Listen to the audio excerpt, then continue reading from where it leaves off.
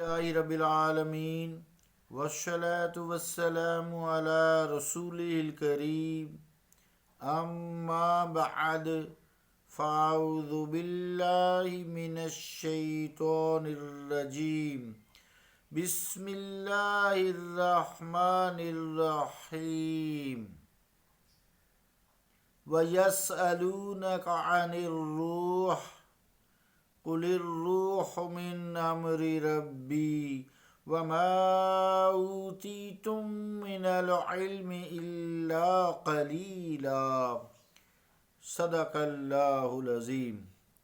واجب الاحترام سامعین، السلام علیکم ورحمۃ اللہ وبرکاتہ۔ آیت کریمہ جو تلاوت کرنے کی سعادت حاصل کی ہے، اس کا ترجمہ یوں ہے: اور وہ آپ سے روح کے متعلق پوچھتے ہیں، فرما دیجئے کہ روح میرے رب کا امر ہے، اور جو اس میں سے تمہیں علم عطا کیا گیا ہے مگر وہ بہت تھوڑا ہے۔ اللہ کا قول سچا ہے جو بڑی ہی عظمت والا ہے۔ عزیزان گرامی قدر، السلام علیکم ورحمۃ اللہ وبرکاتہ۔ کافی دن سے مختلف پہلوؤں سے روح کے متعلق کافی وضاحت ہوئی، گفتگو ہوئی اس تھوڑے سے علم میں سے۔ بہرحال روح کے باشعور اور مدرک اشیاء ہونے کے متعلق اس گفتگو کے ساتھ ساتھ مناسب بات معلوم ہوتی ہے کہ حضرت پیر میر علی شاہ صاحب رحمۃ اللہ علیہ گولڑا شریف والے، جو نصیر الدین شاہ صاحب کے پردادا ہیں، اور نصیر الدین شاہ صاحب کی اس راہ و رسم منزل ہا جو تصوف کی دور حاضر کی بہترین بک ہے، اس کے حوالے سے گفتگو کرتے ہیں۔ پیر میلی شاہ صاحب نے ایک مفصل فارسی گفتگو میں روح کی جو تشریح کی ہے، اس کا آپ ترجمہ سمجھیں گے، سماعت کریں گے اور غور کریں گے۔ پیر میلی شاہ صاحب فرماتے ہیں کہ جان لے کہ آدمی کی 3 ارواح ہیں، یعنی قسمیں ہیں یا اس کی خاصیتیں ہیں: نباتی، حیوانی اور انسانی۔ ویسے مغالطہ نہ کہیں لگے، انسانی جسم کی روح ایک ہی ہوتی ہے نا، یہ اس کی صفات کہہ لیں آپ سمجھنے کے لیے نا، مشکل ہے یہ کام۔ انسانی روح نفس ناطقہ سے عبارت ہے، جسے نفس مدرکہ بھی کہتے ہیں، اور اس کا جسم سے تعلق داخل، خارج، متصل اور منفصل ہونے سے بلند و بالا ہے۔ روح کی کیفیت کے بیان کے سلسلے میں اہل تحقیق کے 2 فرقے ہیں۔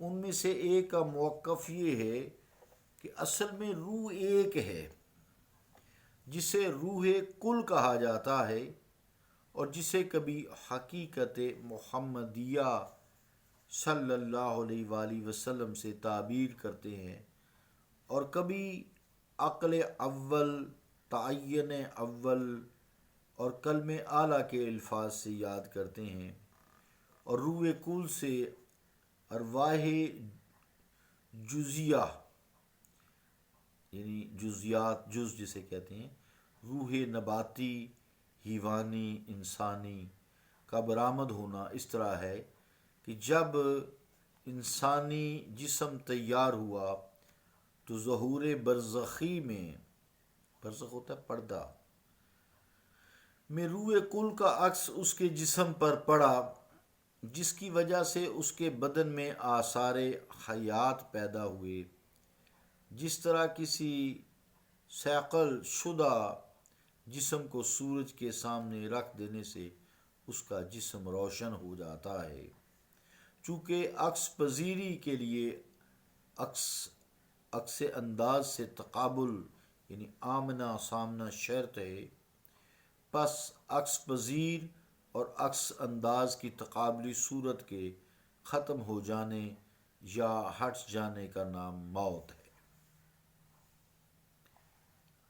جس طرح صیقل شدہ جسم پر پڑنے والی روشنی آفتاب سے عدم تقابل کی صورت میں ختم ہو جاتی ہے اور وہ صیقلی جسم بے نور ہو کر رہ جاتا ہے، صوفیہ کے نزدیک بالکل اسی طرح جب جسم انسانی روح کل کی تقابلی صورت سے ہٹ جاتا ہے تو اسے موت کہتے ہیں۔ روح کل سے منعکس ہونے والے پر اس کو پرتوے یا پرتو کو روح کہہ لیجیے۔ روح کل سے منعکس ہونے والے پرتو کو روح کہہ لیجیے یا قرآنی اصطلاح کے مطابق امر رب کہہ لیجیے۔ بات ایک ہی ہے۔ جسم انسانی کے مردہ ہونے کے بعد یہ ضروری نہیں کہ روح بھی معدوم ہو جائے، یعنی ختم ہو جائے، فنا ہو جائے، وہ لا فانی ہے نا، امر ربی جو ہے۔ یعنی جس طرح مردہ جسم سماعت، بصارت اور شعور سے محروم ہو جاتا ہے، روح کے ساتھ ایسا نہیں ہوتا، بلکہ روح کے جملہ عناصر احساس پوری توانائی سے مصروف عمل رہتے ہیں۔ سماع موتیٰ کی حدیث شریف کہ مردہ قبر پر آنے والوں کی پاؤں کی آہٹ بھی سنتا ہے، ہمارے موقف کی تائید ہے۔ بعض کم فہموں کا خیال ہے کہ موت کے بعد روح کا جسم انسانی کے ساتھ کوئی تعلق باقی نہیں رہتا۔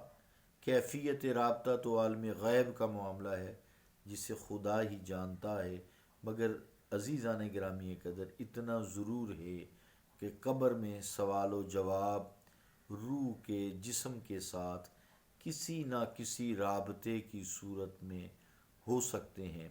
جسم کے مردہ ہو جانے کے بعد روح کی موجودگی اور اس کی حیات کا مسئلہ آج کل کے سائنسی دور کی کئی مثالوں کو سامنے رکھ کر حل کیا جا سکتا ہے، مگر ایسی مثالیں ٹیکنیکل برین کے لیے ہی مفید ہو سکتی ہیں۔ اگرچہ تصوف جیسے نازک موضوع کی اصطلاحات اور کیفیات و واردات کو جامع الفاظ پہنانا اور پھر مادی مثالیں دے کر صورتحال کو واضح کرنا انتہائی مشکل ہے، لیکن اتفاق سے پیر نصیر الدین شاہ صاحب کا ذہن بھی ٹیکنیکل ہے اللہ کے فضل و کرم سے، اس لیے فرماتے ہیں میں کوشش کروں گا کہ مادی مثالوں سے بات سمجھا سکوں۔ اگر منکرین تصوف کا دماغ بھی ٹیکنیکل ہوتا تو بلا شبہ فرماتے مجھے بڑی خوشی ہوتی۔ ایسے حضرات کے ذہن اکثر غیر ٹیکنیکل ہوتے ہیں، نان ٹیکنیکل ہوتے ہیں۔ اکبر الآبادی نے ان کے بارے میں فرمایا تھا، کچھ شک نہیں کہ حضرت واعظ ہیں خوب شخص، کچھ شک نہیں کہ حضرت واعظ ہیں خوب شخص، یہ اور بات ہے کہ ذرا بے وقوف ہے۔ اکبر الآبادی رحمۃ اللہ علیہ کا یہ شعر ہے۔ اس لیے فرماتے ہیں نصیر الدین شاہ صاحب کہ اگر ٹیکنیکل ہوتے تو وہ ضرور محسوس کرتے کہ آج کی ساری سائنسی تحقیق جو ہے اور خلائی تسخیریں ذات باری تعالیٰ کی صفات کی عملی تفسیریں ہی تو ہیں۔ صلی اللہ تعالیٰ علی رسول خیر خلقہ محمد وعلی آلہ و اصحابہ اجمعین برحمتک یا ارحم الراحمین۔